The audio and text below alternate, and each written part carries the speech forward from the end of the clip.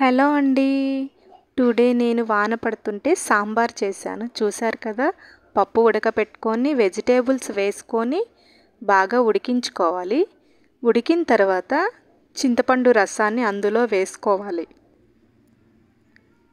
చూసారా? మునక్కాయలు, వెజిటేబుల్స్ ఎంత చక్కగా ఉడికాయో. తర్వాత పసుపును కూడా కొంచెం యాడ్ చేసుకోండి. పసుపును కూడా యాడ్ చేసుకొని చూసారా ఎంత కలర్ఫుల్గా కనిపిస్తుందో. అందులోనే మనకు సరిపడా సాల్ట్ వేసుకోవాలి. సాల్ట్ వేసుకొని అందులోనే కారం కూడా వేసుకోండి. కారం కూడా వేసుకొని కొంచెం కలుపుకోవాలి, బాగా మిక్స్ అయ్యేటట్టు. చూసారా ఎంత బాగా వచ్చిందో కలర్ఫుల్గా. ఇలా బాగా కలుపుకొని చూసారా ఎంత చక్కగా ఉడికిందో సాంబారు.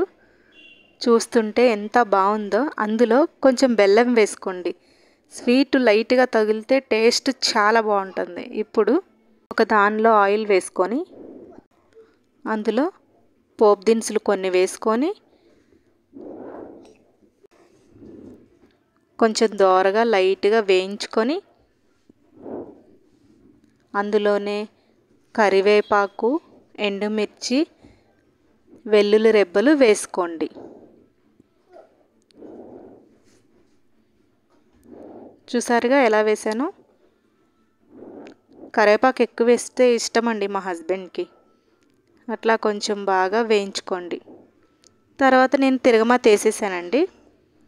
సాంబార్ పొడిని కూడా లాస్ట్లో వేసుకోండి. కొంచెం మరగనిస్తే సాంబారు స్మెల్ అనేది బాగా వస్తుందండి. చూసారా ఎలా ఉందో, మంచిగా కనిపిస్తుంది. అందులో కొంచెం లైట్ కొత్తిమీర సాంబార్లో ఇష్టపడే వాళ్ళు కొంచెం లైట్గా వేసుకుని, కొంతమందికి ఎందుకో కొత్తిమీర అంత ఇష్టపడరంట, కొంచెం లైట్గా వేసుకుంటే బాగుంటుంది. అంతేనండి, వేడి వేడి సాంబారు రెడీ అయిపోయింది. లైక్ చేయండి, షేర్ చేయండి, సబ్స్క్రైబ్ చేయండి. Thank you.